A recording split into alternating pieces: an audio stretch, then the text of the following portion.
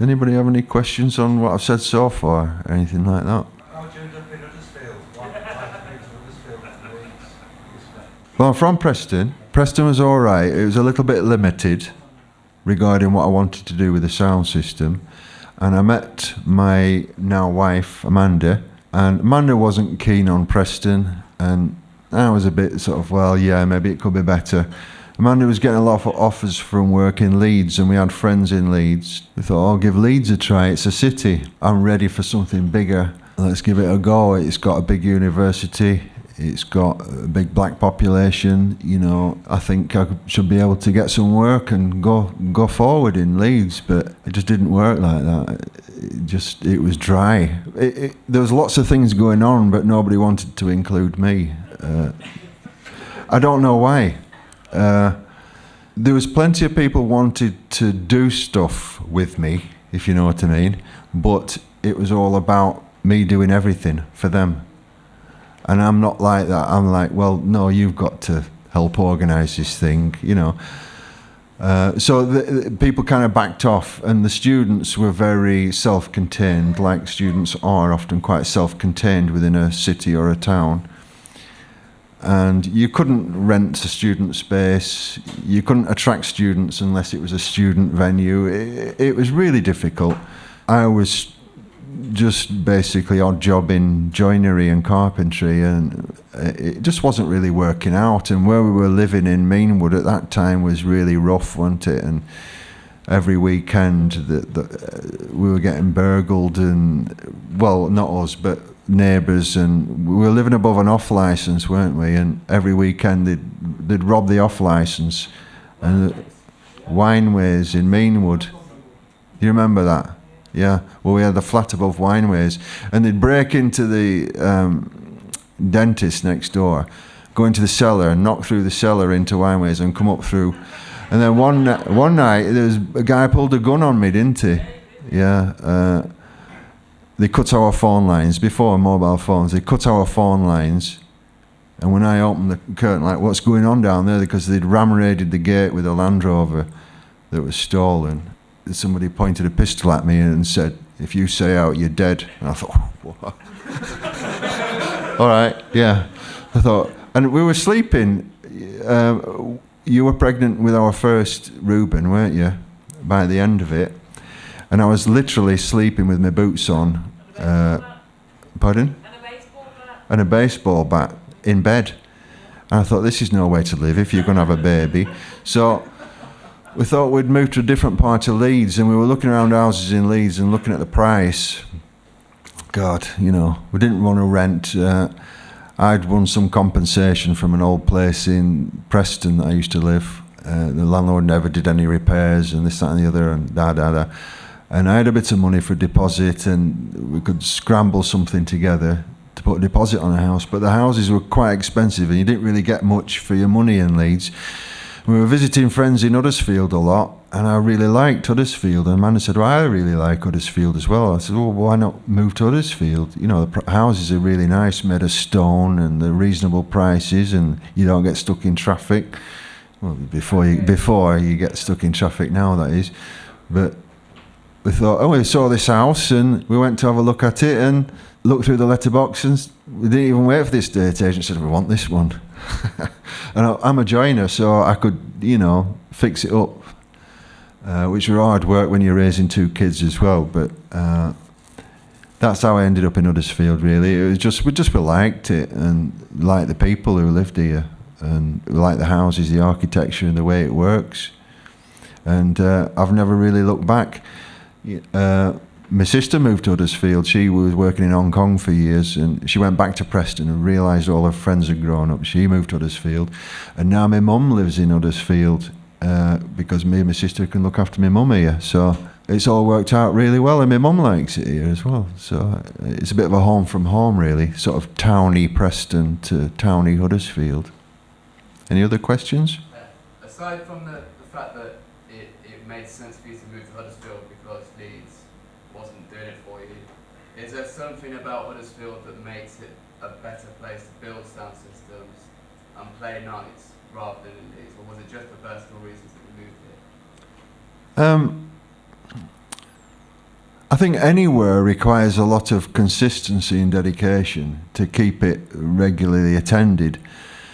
I've been doing my free nights in Huddersfield for nearly 10 years now.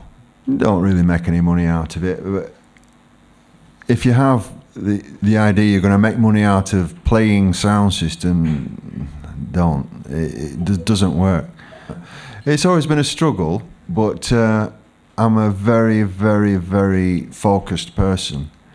And it's like when they're trying to teach me at school, unless they taught me in a certain way, I couldn't learn. I'm like that in my approach to work. But regarding Huddersfield, there's been a lot of maturing in the last 20 years of being here, in myself, you know, and playing small places like this are great. Huddersfield's a friendly place, and the people who run this venue are very friendly and welcoming. So it doesn't really matter if there's only 25 people in here. You know, it's a nice vibe. With the cities, it's very expensive to put something on. The bigger the city, the more expensive it is, basically. If you go to London, you just cannot afford anywhere to play, to hire a place. You can't afford to do it. And that's why I love places like this. They don't have these things in London, you know, because it's all about turning over money and paying your rent. It's very free and easy in Huddersfield. It's cheap to live, which has always been, because I've never earned a lot of money, but I've never spent a lot of money. I'm a very simple living person. I don't really desire anything fancy or expensive. My sound system is the most expensive thing that I've ever had. I'm a record collection, but most of that was built up when the records were really cheap. They're really expensive now, them same records. I couldn't afford to build that collection now. I used to travel to Jamaica a lot and buy records over there when they were practically throwaway. Nobody wanted them. I used to go to Jamaica and buy records, bring them back here, buy the suitcase loads, keep what I wanted and sell off the rest, which will fund another trip to go to Jamaica and keep doing that. But we've been fine with it, and Huddersfield is a really nice place to have a simple life, you know, and I'm quite a simple bloke, if you know what I mean. Any other questions? Have you got a go-to song or record that you use when you're testing your own gear? I kind of go through phases when I'm testing my gear, different records. The thing about sound system is, if you've got a good sound system, you can make any record sound half decent, and it's that consistency from playing a 1962, 63 ska music recorded on one microphone in one room on mediocre equipment, you know, what have you, and maybe badly mastered and badly pressed and scratched to hell, and you want to make it sound as good as a 2-year-old repress that sounds really clean from Japan or something like that. So you want to keep a consistency during the night. And you can only do that with a good sound system and good control of the sound. And I've been doing it that long, I don't even have to think about it. Every record I put on, every single one needs to be EQ'd differently. That's why you'll often see me on the preamp just, you know, when I put on a record and I've finished just chatting in between the record, I'm listening, and there's always some bugger who wants to talk to you about, you know, something that you don't want to talk about, because I don't want to talk because I'm working, you know what I mean? Oh, how are you doing, Paul? Have you sorted your roof out in your house? I'm very, very involved. I don't mind taking the odd request if you're quick, you know. And if I say I don't have it, then I don't have it. I'm not bullshitting you, you know. I'm not looking for an argument. I just don't have it, sorry. So I'm very focused on what I'm doing, because, as I was just saying to the young lad here before, when I play, I don't just play for other people. I play for myself as well, because I want to hear this music on a sound system that I think's balanced. because it's very rare I can go and hear this kind of music on a well-balanced sound system. I just don't know where to go. So this is my opportunity to listen to my music. If other people enjoy it as well, then that's good, because, you know, the bar can make a bit of money, the place can stay open, I can make a couple of bob, and I can promote what I do. So every single record I play, I know how it sounds dynamically. And even before that record comes on, I can start adjusting it. And then it comes on and it plays right. It's about consistency. So you're not just selecting music and keeping the people buoyant with the music. You're operating the sound system constantly as well. And I only use one deck as well. So, you know, there's gaps in between the record which I just chat a bit or something, you know, just to fill in the gap. And I like it that way, because that's the way I heard it originally in the Caribbean Club on Aussie Weir sound. Just one man, one mic, one deck. And I was fascinated with that. And so when I built the Valv-a-tron, I thought, I'm going to stick with the one deck thing, because that's where I come from. And if he could do it, there's no reason why I can't do it. It's hard to get used to, but you get to know your sound system, and it just becomes an extension of your body parts. You know, if I need to wiggle that finger, I can wiggle that finger. It just becomes part of you, and you know instantly when it's not sounding right to you. Yeah. Any other questions? Over here again. If you had to choose a year as a high watermark of reggae, as far as you're concerned, which year would it be, and why? Well, there's a couple of high watermarks, really. I would say, in fact, it's pretty good, all the way from '63 to, you know, ska music, right through rocksteady. It's pretty, and early reggae, early '70s. Pretty damn good. As you get more towards the late '70s, it got more rootsy, more Rasta, and then in the early '80s, it was extremely rootsy and extremely Rasta, and I was a little bit put off by that. I found a lot of the records a little bit formulaic, and they weren't diverse like all the studios back in the '60s and '70s.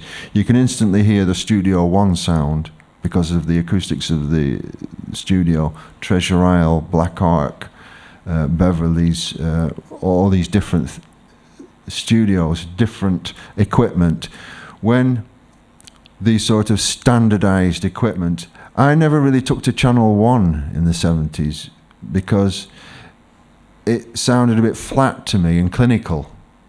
It was a good quality sound, but I like the dirty, rough around the edges, room acoustics and things like that. So Channel 1 was a very clean sounding studio, especially in the late '70s. But it was a little bit clean for me, but then other people like that, you know. Some people swear by Channel 1 sound. That's what they like, and I always understand that people like different things. And I'm certainly not snob when it comes to style or music or anything. I know what I like, and I expect other people to know what they like, and I might agree with them or I might not, but it doesn't really matter. It's like when I play the sound here, I play 6 hours straight from 9 till 3 without a break on my own. And that's how I like it, because it takes me that long to get into it. You know, about 1 o'clock in the morning, I'm actually feeling a synergy with the machine, and that's where I start to come out. If I have guests on or things like that, I have to take a step back, and I'll lose the thread, and I have to get back into it. And so when I built a Valv-a-tron, I said I'm not going to let anybody else play on it, and I haven't. Because I'm just totally selfish. I don't want to upset anybody else. I don't want to offend anybody else. And there's a lot of people are kind of offended by it. Oh, you should include the community more. Oh, you should do this. You should do that. Or you're not really helping anybody else. And I don't get it. Why? You know, I'm doing my bit for the community here tonight. You know, I do charity gigs. But when it comes to this, this is my thing. And, you know, I get a lot of people coming up on a night, oh yeah, I can do the mic for you, I can do the mic for you. I said, no, leave it alone. No. And then they want to fight me. You know, it's like, well, I'm not being rude or anything. This is how I do it. If you go and see a band, if there's a band playing on here, nice jazz band on here, you don't get up halfway through and pick up an instrument and having a jam with them. You come to see that band. And it's the same with me. If you don't like what I do, then don't come. It's all right. I'm not offended. It's not for everybody. No. Any other questions? In some sound systems, so like I used to help out with the bass line, like we tend to find that maybe a more aggressive crowd used to come and it started to go the wrong way. Do you feel like with reggae and the sound, your sort of sound system culture, you don't get that negative vibe coming to it? I understand what you're saying, and I have zero tolerance for bullshit. It's as simple as that. If I see something going on in my dance, and I call it my dance if I'm playing, you know, in my dance, the way I want it to be. If there's somebody going around, typically squeezing girls' arses or something like that, you know, just being a knob, I'll just turn off the music and I'll get on the mic and I'll point them out and I'll say, you. They don't expect you to do that, you see. And everybody will be looking at them, you know, and they'll basically shame themselves. You know, like, whoa, everybody's looking at me. There's no noise. This is awful. And I say, you, sort your shit out or get out. Right? Because I don't want it. I don't want anybody to feel uncomfortable in the space. And it happens a lot. It hasn't happened for a while, actually, down here, because I think people are getting the idea, don't mess with that dance. But I have absolutely zero tolerance for it. And I think it's the only way you can keep a consistent, nice crowd is when the people understand where I'm coming from. This is about entertainment, you know, and that's what sound system was built for. It's not about being the heaviest sound or the most popular sound or whatever. It's about entertainment, and you should never forget that. And people want to be entertained, and they don't want to be thinking about some perv or some aggressive idiot in the place. I just don't want it. And I'm prepared, if that keeps happening and it's not being dealt with, I won't use the venue. You know, if I can't control it, so I think people understand what they're getting. They can come, male or female, older, young, black or white, and it's friendly because I'm into humans, not into separation or anything, or any kind of prejudice. I'm just into humans, and I think what I do is a very human thing. I've said it before, but if you go back into history of humans, cave people, you have a fire, knock out a rhythm on a drum, sing songs, tell stories, dance. It's exactly the same as what I'm doing in 2019. It's no different. You know, okay, we don't have a fire, but we've got music, we've got storytelling in the music, we've got rhythm, we've got family and friends around, you know what I mean? It's exactly the same as, like, say, banging a drum around a fire in ancient civilizations. There's no difference whatsoever. It's just a tradition thing, and I think unless you can do that in a safe, good environment, then it's not right, you know, it's got to be right. And people talk, when they're relaxed in a place, they talk on a certain level and they communicate and they make friends. People can come on their own and feel all right about it. They can come with friends or feel all right, or meet new people, meet old people or whatever. I'm into people communicating. That's, I think, is the only way forward amongst all the misunderstandings that we have of people, especially now. I think it's really important that people start opening dialogue. Doesn't matter on which side of the political fence, we should be able to talk about it, because basically all the same, and all this making scenes and groups and gangs and parties and no, it doesn't. I don't want to be a part of any gang, group, party or anything like that. I never have been. I think people should be individuals, but have respect for other individuals. I think it all goes wrong when you get crowds of people thinking the same way. One thing about the reggae music thing, it's split off into lots of different. You've got like your UK roots, steppers, hard, 4/4, 4 to the floor, doof, doof, doof, which is kind of like the rave thing. It's a different kind of meditation, one of those dances. I'm not saying it's inferior or anything like that. It's just different. It's a different kind of meditation. That's more like a pure rhythm thing that the rave thing brought back into people. And the steppers is like a continuation of that to a large extent now. It's a different kind of meditation.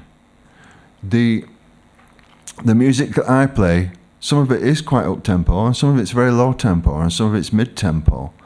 I like mountains and valleys, I like to take people up in tempo and take them down in tempo, whereas the stepper sing is more doof, doof, doof all night. I don't go to many reggae dances where they play low-tempo anymore, and that is a certain type of meditation, is the low-tempo, when there's more space to think and understand what's going on. In a low-tempo thing, it brings you down into a different zone, if you will. So I like the excitement of the ska music and some of the dancehall music, and I like the sort of melancholy solemnness of the down-tempo stuff as well, and the stuff in between. So during the 6 hours, I like people to go like that, so they get a bit of everything. Them that want to get excited, they've got something to get excited about, and them that just want to chill out, they've got their time to chill out. There's a bit of everything for everybody. With the lyrics in reggae music, it's always been very important, and I say storytelling is important. I like people to listen to the lyrics. I mean, reggae covers all of it, hardships and joy and everything in between. Tradition, optimism, political, price of cheese, everything is in reggae music. And that's another great thing about it. It's not just the rhythm which keeps you going, it's the lyrics and the storytelling. It's the stories in it that are fascinating. Is Sam up there? No, Sam's gone downstairs. He's having a break? Yeah. Right, well, I'll be ready for Sam soon. All right, we're going to have a break for about 15, 20 minutes. Is that right, Sam? Yeah. And then it's going to be like, you're going to ask me some questions. Go on and get a drink, and every drink you buy is a raffle ticket. When we're finished on the stage, we're going to draw the raffle. See you in a bit.